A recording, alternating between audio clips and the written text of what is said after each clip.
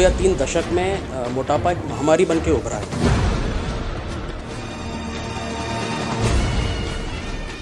More than 30 आपकी BMI है तो आप ओबेसिटी के शिकार हैं।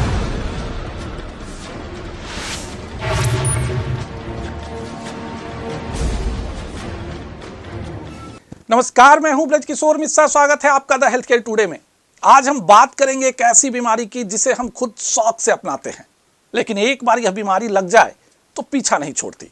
इस बीमारी को लोग नजरअंदाज सिर्फ इसलिए कर देते हैं क्योंकि इससे मौत नहीं होती, लेकिन यह बीमारी अपने साथ कई दूसरी जानलेवा बीमारियों को ले आती है।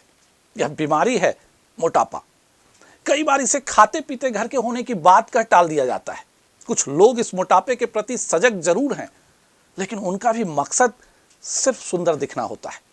सच्चाई यह है कि यह मोटापा कई बीमारियों का घर होता है। मोटापा कम किए जाने के लिए बाजार में कई तरह के इलाज उपलब्ध हैं।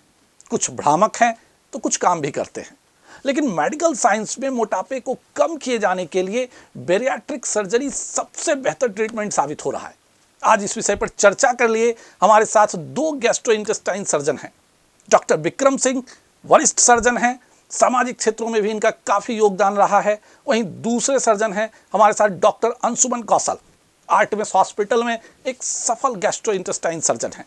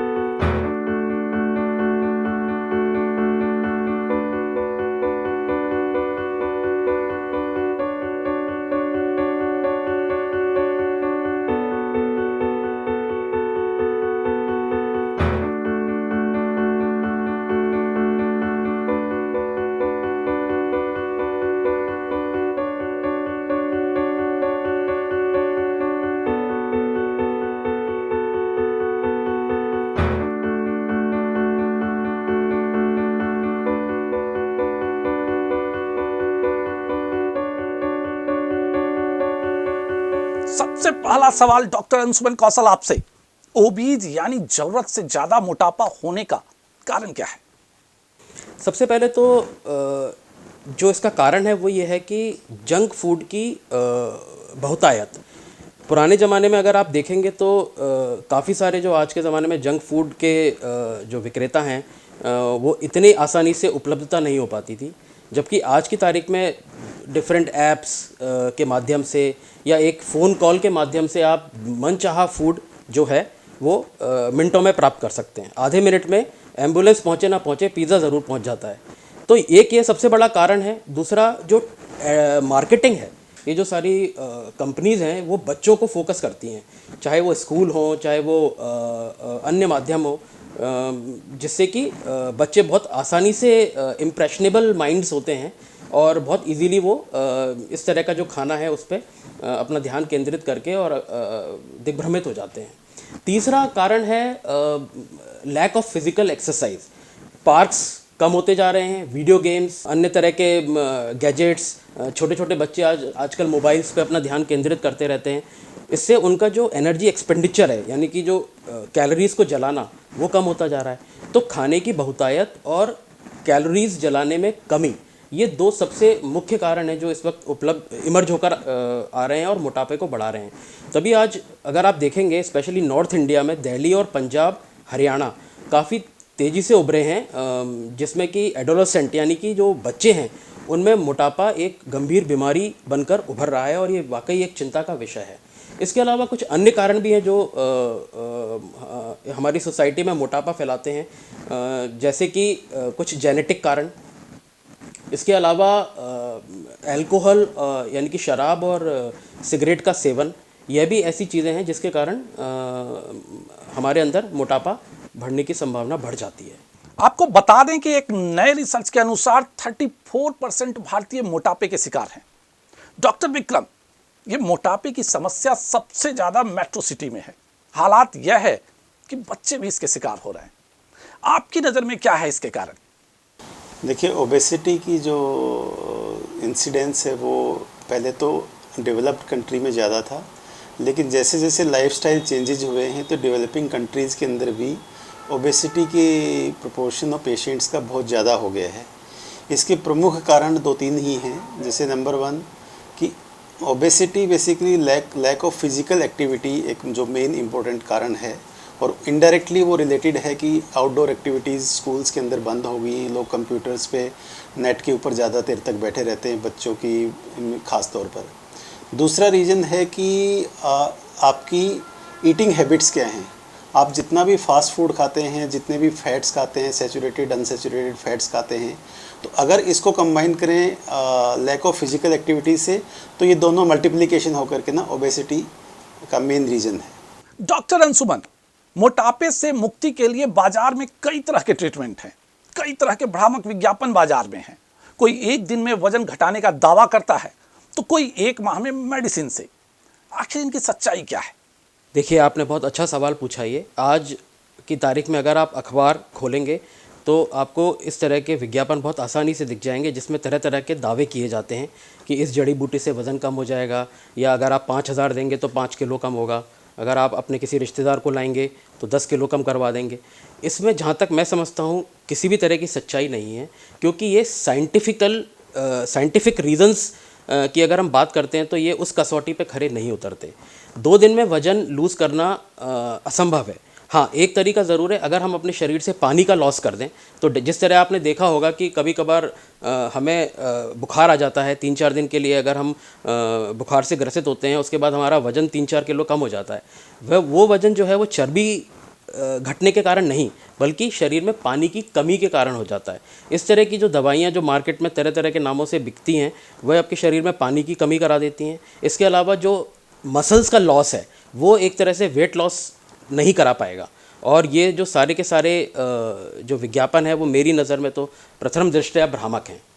अतः मैं इस चैनल के माध्यम से अपील करूँगा कि इस चीज़ को आप गंभीरता से ना लें। मोटापे का सीधा जुड़ाव पेट से है। आप गैस्ट्रोइंटेस्टाइन सर्जन हैं, आप ही बताएं मोटापे का इलाज क्या है, शरीर का वजन कैसे कम किया जा सकता है? देखिए, मोटापे का जो ट्रीटमेंट है वो अगर हम अब साइंटिफिक तरीके से बात करें तो इसके लिए एक चीज़ होती है BMI, यानी कि body mass index. Body mass index के माध्यम से हम पहले तो ये सुनिश्चित करते हैं कि क्या आप वाकई मोटे हैं या ओवरवेट हैं या ओबीस हैं। अगर आपका जो BMI है वो 32.5 से ऊपर है, इसके साथ आप अन्य बीमारी जैसे कि डायबिटीज़, ब्लड प्रेशर, सांस की बीमारियां या जोड़ों के दर्द से भी ग्रसित हैं, तो आप एक बैरिएट्रिक सर्जरी के कैंडिडेट बन जाते हैं। इसके अलावा यदि आपको किसी भी तरह की बीमारी नहीं है, परंतु आपका BMI 35 से ऊपर है, तो भी आप बैरिएट्रिक सर्जरी के कैंडिडेट बन जाते हैं। इसका अर्थ यह हुआ कि एज अ डॉक्टर जो भी मरीज़ मेरे पास आता है मोटापे को लेकर, तो हम सबकी सर्जरीज प्लान नहीं करते। जो इस मानदंड पर खरे उतरते हैं, अर्थात जिनका BMI 32.5 विद कोमॉर्बिडिटी हो या फिर विदाउट एनी कोमॉर्बिडिटी 35 से ऊपर हो, वे ही बैरिएट्रिक सर्जरी के कैंडिडेट होते हैं, एवं उन्हीं में यह सर्जरी की जानी चाहिए। डॉक्टर विक्रम, बैरिएट्रिक सर्जरी मोटापा कम करने के लिए सबसे बेहतर ट्रीटमेंट बना हुआ है, लेकिन हमारे दर्शकों को बताएं कि वे बिना डॉक्टर के पास पहुंचे कैसे समझें कि वे ओवरवेट हैं या ओबीज हो चुके हैं। देखिए, ओबेसिटी की डेफिनेशन के में सबसे ज़रूरी है कि BMI लोगों को पता होना चाहिए कि आपका BMI कितना है। अगर BMI आपको अपना खुद कैलकुलेट करना है तो आप अपना वेट जो है वो केजी में और हाइट को मीटर स्क्वायर में अगर आप डिवाइड करेंगे वेट को हाइट मीटर स्क्वायर से, तो आपका BMI आप कैलकुलेट कर सकते हैं। बहुत ही आसान तरीका है। अगर आपकी BMI 25 तक है तो आप हेल्दी हैं, आपकी नॉर्मल BMI 25 तक लेते हैं। 25 से 30 BMI है तो आप ओवरवेट में आते हैं, और अगर मोर देन 30 आपकी BMI है तो आप ओबेसिटी के शिकार हैं। देखिए, BMI का एक बहुत ही सिंपल चार्ट है। इसके आउटर रिंग के ऊपर आपका वेट है और इनर रिंग के ऊपर आपकी हाइट है मीटर्स में। तो आप हाइट को अपने वेट के साथ अलाइन करिए, और जिस इंडिकेशन जहाँ पे भी अलाइनमेंट होगा वहाँ पे जहाँ भी ये चार्ट रुकेगा तो यहाँ पे ये इंडिकेशन आ जाएगी कि आप नॉर्मल वेट हैं, ओवरवेट हैं या आप ओबीज हैं। ये बिल्कुल सिंपल चार्ट है, आप कैलकुलेट कर सकते हैं। मोटापा और उसके इलाज पर हम आगे भी जानकारी देंगे, लेकिन उससे पहले लेते हैं एक छोटा सा ब्रेक। क्या आप बीमार हैं? क्या अस्पतालों की लूट से बचना चाहते हैं? क्या कराना चाहते हैं कम पैसों में बेहतर इलाज? स्वास्थ्य और स्वास्थ्य शिक्षा संबंधी लेना चाहते हैं कानूनी मदद? तो हम हैं आपके साथ द हेल्थ केयर टुडे। संपर्क करें 0124426059 या 9953023767।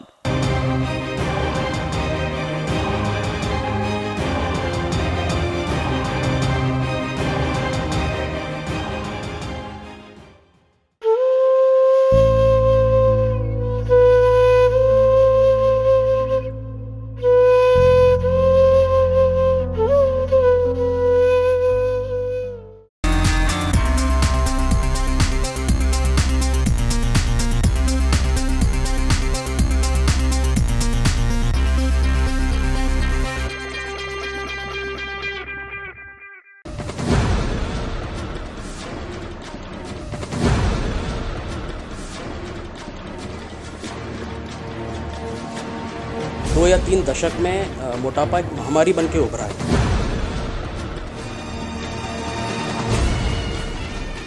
मोर देन 30 आपकी BMI है तो आप ओबेसिटी के शिकार हैं।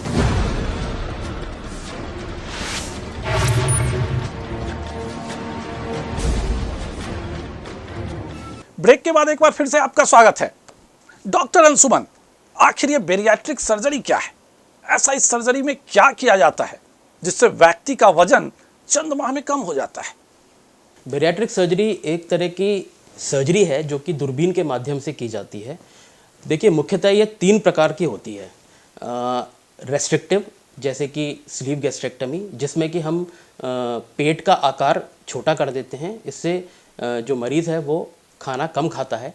खाना कम खाने से उसके शरीर में जो कैलोरीज़ हैं वो रेस्ट्रिक्ट हो जाती हैं और over a period of time वह अपना जो एक्स्ट्रा जो वेट है उसको अगले 5 से 6 महीने में लूज़ करता है। दूसरा जो सर्जरी होती है वो होती है मैल एब्जॉर्प्टिव, जैसे कि गैस्ट्रिक बाईपास। इस सर्जरी के माध्यम से हम ना सिर्फ पेट को छोटा करते हैं बल्कि हम इंटेस्टाइन का जो को रीराउटिंग भी करते हैं, जिससे खाना कम खाया जाए एवं खाने का जो एब्जॉर्प्शन है, जो उसका पाचन है, हम उस क्रिया में भी एक इंटरफेरेंस करते हैं, जिससे कि मनुष्य का एक sustainable long term weight loss achieve होता है। साथ ही फ़ायदा यह है कि ये अन्य बीमारियां जैसे कि डायबिटीज़, ब्लड प्रेशर, जोड़ों का दर्द, इसमें भी काफ़ी हद तक इसका निदान भी साइमल्टेनियसली प्राप्त हो जाता है। तीसरा तरीका, जिसको कि आजकल मेटाबॉलिक सर्जरी कहा जाता है, यह वह सर्जरी है जब हमारा जो उद्देश्य है वो मेनली डायबिटीज़ को रिवर्स करना है। यह देखा गया है और काफ़ी आश्चर्यजनक रिजल्ट्स मिले हैं कि इस सर्जरी के माध्यम से जो लोग टाइप 2 डायबिटीज़ से ग्रसित हैं उसमें significant improvement over a period of time achieve किया जा सकता है। डॉक्टर विक्रम, पेरियाट्रिक सर्जरी में एक बैलूनिंग प्रोसीजर भी होता है। किस तरह का प्रोसीजर है ये? इसके अलावा स्लीव और बाईपास भी है। ये अलग अलग तरह के प्रोसीजर क्यों? क्या इन तीनों के प्रभाव अलग अलग होते हैं? देखिए, तीनों तरह की जो सर्जरी हैं उनकी तीनों की अलग अलग इंडिकेशंस हैं और कुछ पेशेंट्स फैक्टर भी हम कंसिडर करते हैं कि कौन से पेशेंट में कौन सी सर्जरी ज़्यादा इफेक्टिव है और उसको कौन सी सर्जरी करवानी चाहिए। फॉर एग्जांपल, अगर मैं बोलूं कि बैलूनिंग के लिए बात करें तो बैलूनिंग नॉर्मली जो हम लोग मानते हैं वो कहते हैं कि बैलूनिंग जो है वो आप उसको रिवर्स कर सकते हैं। मान लीजिए आपको सूट नहीं कर रहा, आपको ज़्यादा साइड इफ़ेक्ट आ रहे हैं, तो सिंपली आप उस बैलून को निकाल दीजिए और आप नॉर्मल जैसे पहले थे वैसे हो सकते हैं। बाकी जितने भी सर्जिकल प्रोसीजर हैं उनमें सब कुछ ना कुछ इंटेस्टाइन का पार्ट या तो निकाला जाता है या उसको बाईपास किया जा सकता है, तो वो रिवर्सिबल नहीं है। मेन एडवांटेज जो बैलूनिंग का है कि वो रिवर्सिबल है, तुरंत आप उसको ठीक करके निकाल सकते हैं और आप नॉर्मल लाइफ जी सकते हैं। दूसरा सर्जरी है स्लीव गैस्ट्रेक्टमी। स्लीव के अंदर हम नॉर्मल फिजियोलॉजी को मेंटेन करते हैं। जैसे आपका जो इंटेस्टाइनल ट्रैक्ट है उसके अंदर आप स्टमक है, इंटेस्टीन है, वो सारी की सारी उसी पैसेज को आप अलाइन करते हैं, एक्सेप्ट कि स्टमक के मेजर पार्ट को आप जो फंडस और major part of the body of the stomach को आप रिसेक्ट कर देते हैं। बट फूड जो है वो आपको रिवर्स नहीं जाता, फूड एक ही डायरेक्शन में जाता है जैसे नॉर्मल फिजियोलॉजी में जाता है। तीसरी सर्जरी होती है कि आप बाईपास के अंदर आप दोनों लिम्स को, एक एब्जॉर्प्शन के लिए लिम्ब होता है इंटेस्टाइन, एक में गैस्ट्रिक जूसेस होते हैं जैसे बाइल हो गया और पेनक्रियाज के जो सिक्रीशन है, आप इन दोनों को अलग अलग दो लिम्स में लेके जाते हो और एक ऐसी जगह पे मिलाते हैं जहाँ पे एब्जॉर्प्शन जो है वो मिनिमम से मिनिमम होती है। तो अगर कॉमन आदमी के लिए ये समझने की बात है कि अगर आपको मेटाबॉलिक सिंड्रोम है, मान लीजिए आपको अनकंट्रोल्ड डायबिटीज़ है, आप ओबीज़ हैं, तो आपके लिए प्रेफरेबल जो सर्जरी है वो बाईपास है। दूसरा ऑप्शन क्या होता है कि जो आप गैस्ट्रिक स्लीव है, गैस्ट्रिक स्लीव के बाद आप वेट लूज़ करते हैं और अगर आपको ज़्यादा इफेक्ट नहीं आता उसे, तो that can be converted in a later stage to bypass surgery. तो आजकल लोग क्या करते हैं कि पहले सिंपल प्रोसीजर करवाते हैं कि मुझे गैस्ट्रिक स्लीव करने दो, let the body adopt, let him weight lose the weight almost जैसे 30-35 kg वेट लूज़ हो जाएगा विद इन 1 ईयर। उसके बाद में इफ़ उसके सिम्टम्स बचते हैं, मान लीजिए उसके डायबिटीज़ क्योर नहीं होता है या कुछ सिम्टम्स और रहते हैं, तो that can be converted into bypass. तो ये तीनों की अलग अलग इंडिकेशन है और तीनों के अलग अलग उनको करने के जो उनके दी इंडिकेशन बिहाइंड दो सर्जरी वो मैंने आपको बताई। अभी अभी डॉक्टर विक्रम ने फंडस ऑफ स्टमक की चर्चा की। बेरियाट्रिक सर्जरी में इसे निकालना जरूरी होता है, इसे निकालने के बाद ही बेरियाट्रिक सर्जरी सफल हो सकती है। यह फंडस स्टमक के ऊपरी हिस्से में बाईं ओर होता है। दूसरी ओर डॉक्टर अंशुमन बेरियाट्रिक सर्जरी को मेटाबॉलिक सर्जरी बता रहे थे। वह इसलिए क्योंकि इस सर्जरी के बाद देखा गया है कि व्यक्ति को मधुमेह एवं अन्य कई बीमारियों से काफी आराम मिला है। इसलिए बेरियाट्रिक सर्जरी का जो पैमाना है, अर्थात मोटापे का जो बॉर्डर लाइन है, उससे पहले भी यह सर्जरी सिर्फ इसलिए की जाती है कि मधुमेह एवं अन्य बीमारियों से निजात पा सके, जिसे हम मेटाबॉलिक सर्जरी कहते हैं। डॉक्टर अंशुमन, स्टमक का अपना नेचर होता है। बेरियाट्रिक सर्जरी कराने के बाद भी यदि व्यक्ति अपना लाइफस्टाइल ठीक नहीं करता तो रेकरेंस रेट क्या है, वापस उसके ओबीज होने की संभावना कितनी है? आपने काफ़ी अच्छा सवाल पूछा। देखिए, मैं यही कहना चाहूँगा कि जीवन में अनुशासन का कोई दूसरा विकल्प नहीं है। सबसे पहले मोटापा होता ही इसी कारण है कि अगर हम अनुशासनहीनता से अपना जीवन जिएं। बेरियाट्रिक सर्जरी कोई जादू नहीं है, ये एक तरह का टूल है जिसके द्वारा आपको आपका जो वज़न है, जो सही वज़न है वो प्राप्त हो जाता है। उसके बाद ये आपकी जिम्मेदारी होती है कि आप अपने डाइटरी और लाइफस्टाइल मॉडिफिकेशन, जितनी एक्सरसाइज है, आजकल जो रिकमेंडेशन है वो हमें सप्ताह के 7 दिन आधा से 1 घंटे की एक्टिविटी करना हमारे लिए ज़रूरी है। अगर हम इन नियमों को फॉलो करें, एक्सरसाइज, शक्कर और नमक से परहेज एवं ज़्यादा जंक पदार्थ का एवं जो कोल्ड ड्रिंक्स आ गए हैं मार्केट में उसका सेवन ना करें, तो डेफिनेटली रिकरेंस होने की संभावनाएं ऑलमोस्ट निल हैं। जिन लोगों में रिकरेंस होती है उनमें सबसे बड़ा जो कारण होता है वो यही है कि वो they start to cheat the surgery. अगर वो सर्जरी के बाद भी कोलाज, शुगरी स्टफ़ एवं जंक फूडों का सेवन करेंगे तो बेरियाट्रिक सर्जरी भी उनकी मदद नहीं कर पाएगी।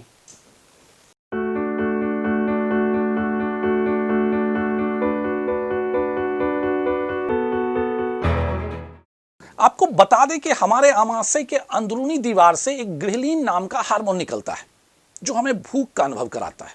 बेरियाट्रिक सर्जरी में आमाशय का 80% हिस्सा काटकर निकाल दिया जाता है, जिसके बाद 1 कप दूध पीते या कुछ भी खाते पेट भर जाता है। भूख का एहसास दिलाने वाले हार्मोन का सिक्रेशन भी कम हो जाता है, लेकिन स्टमक अपने नेचर के अनुसार दबाव के साथ साथ बढ़ता चला जाता है। यानी आप जितना ज़्यादा खाएंगे ये बढ़ता जाएगा। अब आते हैं सवालों पर। डॉक्टर विक्रम और डॉक्टर अंशुमन, आप दोनों से एक बहुत बड़ा सवाल। आप दोनों सर्जन हैं। एक सर्जन होने के नाते क्या सिर्फ आप सर्जरी ही प्लान करते हैं? क्यों नहीं आप कोई ऐसी ट्रीटमेंट प्लान करते हैं जिससे कि ग्रिहिलीन हार्मोन बनना ही कम हो जाए और व्यक्ति को भूख का एहसास ही कम हो? व्यक्ति कम खाना खाएगा तो खुद ही कुछ दिनों में वजन कम हो जाएगा। देखिए, आपने बहुत अच्छा सवाल पूछा है। देखिए, मोटापे में ग्रेलिन एक कारक है। इसके अलावा और भी अन्य कई तत्व होते हैं, कई ऐसे हार्मोन्स हैं जो कि मोटापा लाने के लिए जिम्मेदार हैं। आजकल इस दिशा में काफ़ी काम किया जा रहा है, काफ़ी नोबल मेडिसिन साइंटिस्ट अपना काम कर रहे हैं और मुझे उम्मीद है कि फ्यूचर में हमारे पास इस तरह की दवाइयाँ ज़रूर होंगी जो ग्रेलिन हार्मोन्स और अन्य हार्मोन जो कि मोटापा और डायबिटीज़ के लिए ज़िम्मेदार हैं उनको ब्लॉक किया जा सके।